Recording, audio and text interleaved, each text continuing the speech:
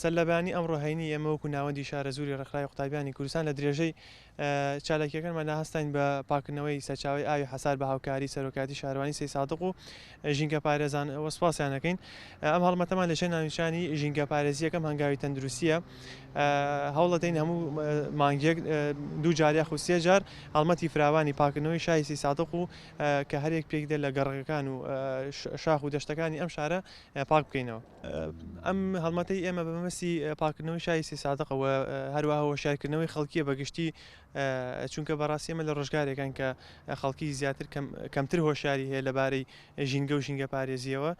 ئەمەش هەوڵ دەدەین مانگانە بەردەوام بین، چەند جارێ بەردەوام بین هەڵمەتی فراوان ڕێک بکەین، چونکە ئەگەر هەتا خەڵک بەدە بە ئاوێکیش بێ هاوکاری مامکە لە پاکردنەوەی ژینگە ئەم شارە ئەوە زۆرە بۆ ئێمە.